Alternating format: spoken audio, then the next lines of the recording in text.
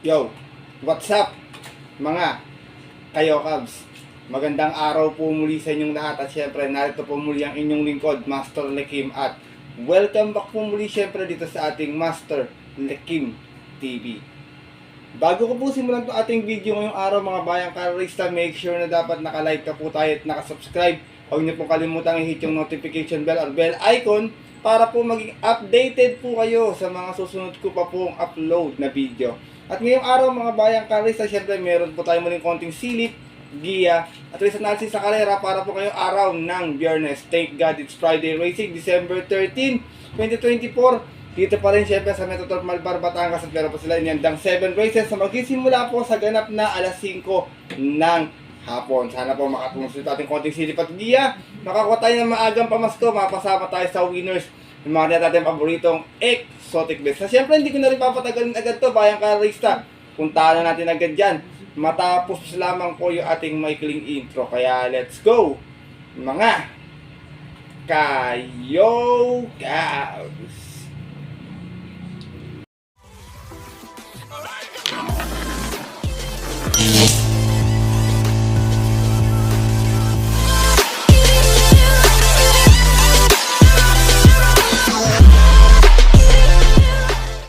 Kaya nga po, nang nabanggit ko kayo na sa ating intro, meron tayong 7 karerang lalarga ngayong araw po ng Biyernes. Siyempre, tiki-tikisang set pa rin ha. Take all, pick 6, pick 5, pick 4. Distansya natin, 1200 meters. Medyo mahirap yung lineup mga bayang karisa kasi karamihan sa ating lineup is mababang grupo po, mga rating based 5 placers po. Alam niyo naman po, madalas dyan nagkakaroon ng dihadoan, yung mga talagang nakakasagad na ng baba, minsan nakakadihado po, nakakalimutan ng tao.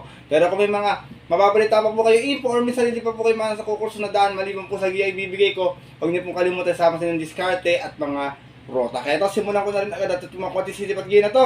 Wala nang patumpik-tumpik pa. Good luck po sa inyo lahat. Have a blessed Friday racing and start na po tayo. Race number 1, start natin winner take all. Pinrock mating this class 5 split placers. Meron tayo 8 runners na maglalaba-laba ito. Kisa pa lang nakalala, medyo kakalat agad yung bentahan. Halos anybody sa isa, kumbaga, bayang ka-race. Pero dito ako, first race ko, nagbabalik pista numero 1, Tatler Story. Narerendaan po ni JD King Flores. Ito, magaling sa mahabang pahinga to, pero meron to 117.2 sa 1200 noon. Dumating ito pang-apat, nagdala ng marcha 1-2. Out of 6 rounds, naglaban-laban. Same rating, base fortune po nung March 27, kung saan na-upset po siya doon ng kabayong si Winston Maxine. From Ryan J. Citabor, this time ang lerenda JD King Flores para sa ating numero 1 si Tatler Story. Second choice ko, numero 3, wala sa isa lang sa KT, baka makadiado Little Miss Saturday, narerendahan po ni AB Series. Ito naman may 115.6 sa 1200 kung saan nanalo itong dihado noon. Umalis na 4-5, out of 8 rounds naglaban-laban sa rating list 5 placers at yun po ng August 2. Tinalo naman po niya doon yung matuling si Tokyo Rumba. From Noel C. Lunar, this time ang rerenda AB Series para sa ating numero 3 na si Little Miss Saturday. Isinasama ko pong third choice, numero 4, Keep the Jade. Narerendaan po ni Allison Public. Ito naman may 117 flat last time. Nasigunda ito. Mas ng 3-4, out of 8 rounds naglaban-laban. Rating this 5 placers din po dyan po noong November 29. Doon naman po sa kaya lang napanalunan nung dihadong si Surplus Boy. Same rider na rin, Allison Public. Para sa ating numero 4, si Keep the Jade. Race number 1, mga bayang kalarista. Kung may masipag pa kayo, mas dihado pa, mababang grupo to, kayo na pong bahala magdagdag na lamang. First choice ko po muli, horse to beat numero 1, Tatler Story. Second choice numero 3, Little Miss Saturday. At third choice yung numero 4, si Keep the Jade. Good luck po. At lipat na po tayo sa ating race number 2. Simulan natin pick 6 event. Isa naman itong field accommodating this class 5, 6, and 10 split. Meron tayo muli 8 runners na maglalaban-laban dito. First choice ko, numero 4, Asik Falls. Narerendahan po ni Ryan Garcia. Meron itong 116.6 sa 1200 last time. Dumating itong pang 5. Umalis po ng 2-2. Out of 8 rounds naglaban-laban. Same rating base po dyan po na October 29. Dun po sa karerang napanalunan nung kabayong si Golden Buzzer. Same rider na rin, Ryan Onyok Garcia para sa ating numero 4, si Asik Falls. Second choice ko, numero 1, Headstrong. Narerendaan po ni JD King. Kasi ito, ginapalagaan ng tabing bayan. Madalas ito nakakadihado. Pero minsan nai-scratch kasi ito eh. Nanalo ito noon sa 1200, may 115.4. Umalis po ng 3-5. Out of 6 stars, naglaban-laban sa rating list 5 non-placers. At yun po ng August 28. Kung saan tinalo niya po doon yung kabayong si Red Hope. Same rider pa rin, JD King Flores para sa ating numero 1, si Headstrong. Sinasama ko pong third choice, maaaring magdala ng marcha kung sakasakaling mapabayaan sa natin ko may kalalagyan sila. Badiado to, wala sa Katie ha. Numero 3, Awesome Cole, narerendahan po ni JB Bakaykay. Nanalo din to sa 1200 noon, bandera tapos meron tong 115.4, uno-uno out of 7 rounds naglaban-laban sa rating base 6 and 10. At yun po ng August 28 kung saan tinalo niya po doon yung kabayong si Smiling Lady.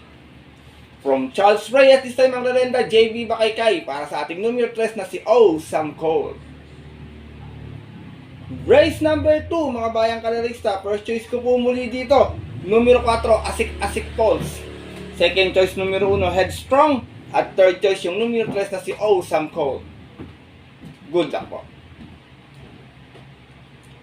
At lipat na po tayo dito sa ating race number 3. Start na ating pick 5 event. Other lowest group, Peter accommodating this class 5 non-placers. Meron tayong 5 runners na maglalaban-laban to. Another anybody says. Pero dito ako, long shot of the day ko, wala sa Katie, baka sana makaraos. Numero 5, Corona, narerendaan po ni Marlon De La Cruz. Meron tong 119.4 last round, dumating itong pampito, umalis ng 5 sa East, out of 8 rounds naglaban-laban. Sa rating base 5 non-placers, at yun po ng November 29, yun po sa kalerang napanalunan ng kabayong si Lady of Peace. Same rider na rin, JC De La Cruz, para sa ating long shot of the day na numero 5, si Corona. Second choice ko, numero 1, Sky Magic, narerendahan po ni Pabs M. Caballero. Ito naman may 119.2, doon din sa kalerang tinakbang po ni Lady of Peace. Dumating naman po itong pang-anim, pero umalis ng 3-3 out of 8 runners na naglaban-laban. Same rider pa rin, Pabs M. Caballero, para sa ating numero 1, si Sky Magic. Race number 3, bayang kalarista. First choice ko po muli, long shot of the day, numero 5, Corona. Second choice, numero 1, Sky Magic. Good luck po. At narito na po tayo sa ating race number 4. Start natin pick 4 event sa itong Peter accommodating this class 4 28-33. Meron tayo 8 runners na maglalaban-laban. Dito first choice ko, numero 6, Parisian Light. Nalirendahan po ni Patty Dilemma. Meron itong best time na 113.4. Nanalo po ito noon. Bandera tapos 1-1.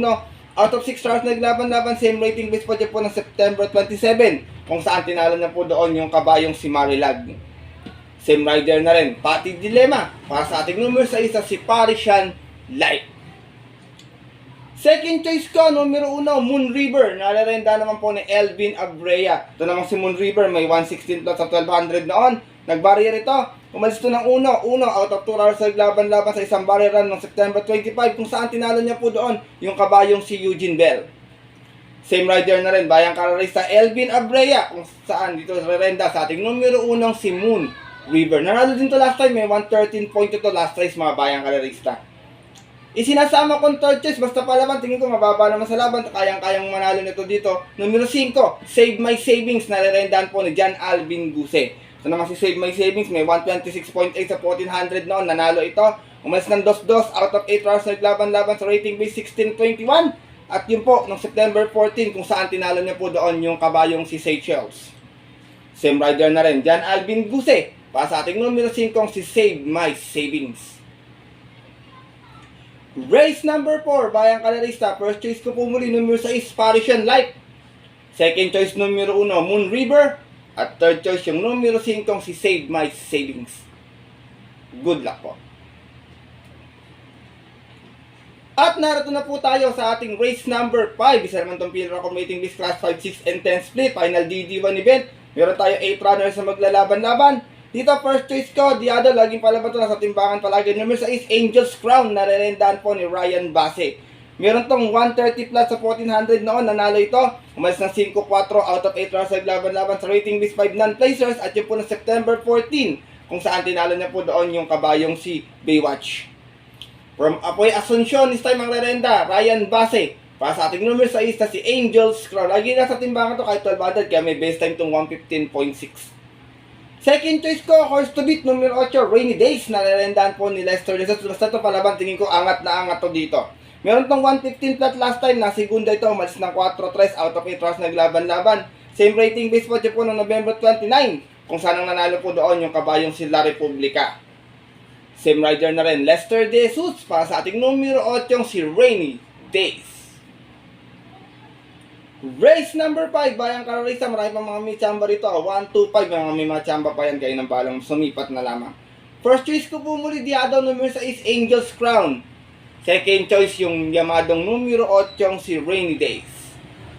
Good luck po. At narito na po tayo dito sa ating penultimate race ngayong araw po ng Biyernes sa ating race number 6 sa Tompira Commuting Beast Class 5 11 to 15 split. Meron tayong muli 8 runners na maglalaban-laban dito. First choice ko, numero 1, Batang After 7, narerendahan po ni RC Baldonido. Meron tong 130.2 sa 1400 noon na dumating itong Tarsera, umalis ng 2-2 out of 7 rounds na naglaban-laban.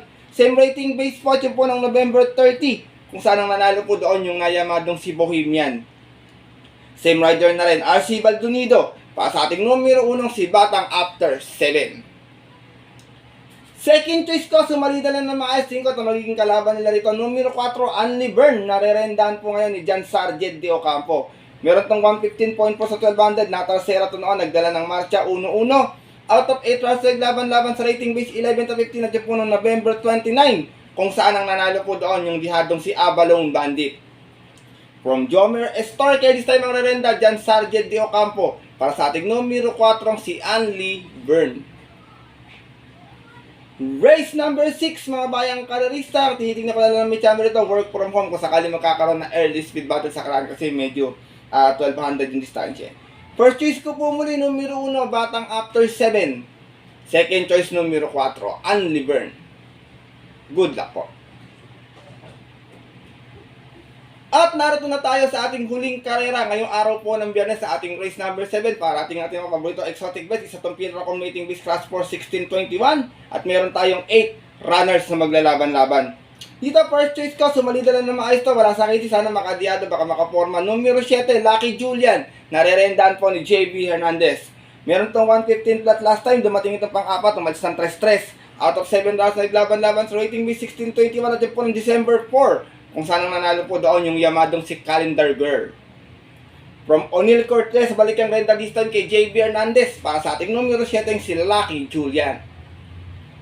Second choice ko, Lone Grey Galloper Imported Horse, numero 4, Grey Factor, narerendahan po ni Noel C. Lunar. So naman si Grey Factor may 114.8 sa 1400 at 1200, sorry. Dumating itong Tarsera, umalis ng 1-5. Out of 8 rounds naglaban-laban, same rating based in po ng September 25. Kung saan ang nanalo po doon yung kabayong si See You Tomorrow. From Jomer Estorque, this time marerendahan Noel C. Lunar. Para sa ating numero 4 si Grey Factor. Isinasama kong third choice kung sakali magkakaroon ng early speed battle kahit 1200, nakakalimati naman tapos sa makapwesto na maaga. Numero 5, Queen Gabi, narerendahan po ni Michael De Jesus. Ito naman meron tong 128.8 last run sa 1400, nakasegunda po ito. Umalis na 5-6 out of 6 rounds naglaban-laban sa rating base 1621 at yun po noong November 30, kung saan tinalo po siya doon ng kabayon si Dome Sat 7. Same rider pa rin, Michael Diaz De Jesus, para sa ating numero 5 si Queen Gabi. Last and final race, mga bayang kalarista. Kung may mababalitaan kayo, kayo na pong bahala magdagdag na lamang. First choice ko po muli, numero 7, Lucky Julian. Second choice, numero 4, Grey Factor. At third choice, yung numero 5, si Queen Gabi. Good luck po.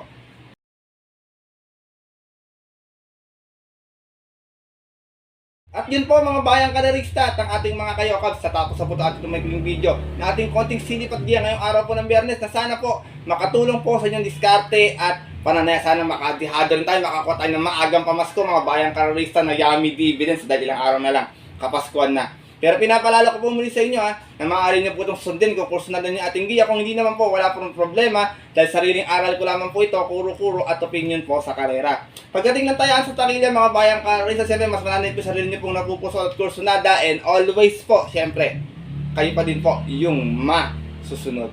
Good luck po muli sa inyo lahat and have a blessed Friday racing. Siyempre, nagpapasalamat po muli ako sa walang sawang pagtutok, suporta, subaybay at tiwala palagi din sa ating YouTube channel. At sana po, mabigyan ko po kayo ng mga magagandang dihadong giya pa sa mga susupating darating na karera. Makachamba tayo ng bayong na yummy dividends. At yun po mga bayang karerista at ating mga kayokos, bawi na lang po ako ng shoutout para sa ating Saturday Racing. Siyempre, ito po muli ang inyong lingkod, Master Lekim, na always po rin sasabi sa inyo at nagpapaalala na ang karera po dapat po libangan lamang relative tsambahan lang at talagang tapat-tapat lang. Minsan swerte, minsan po talaga malas. Pero kung pinagbigyan tayo siyempre ng nasa itaas, huwag mo natin kakalimutan magpasalamat sa kanya at tumulong sa ating kapwa. Kaya sa simpleng pamamaraan lamang, ika nga, share your blessings po. Good luck po muli and happy racing sa mga pupunta po ng mga pabuti nilang off-track betting station para maagang pumila, tumaya at sa bahay na lang manonood. Stay safe everyone po sa inyo lahat. God bless bayang kalarista. Lalo na sa mga solido ditong diadistang mga ka. Yo! Cabs!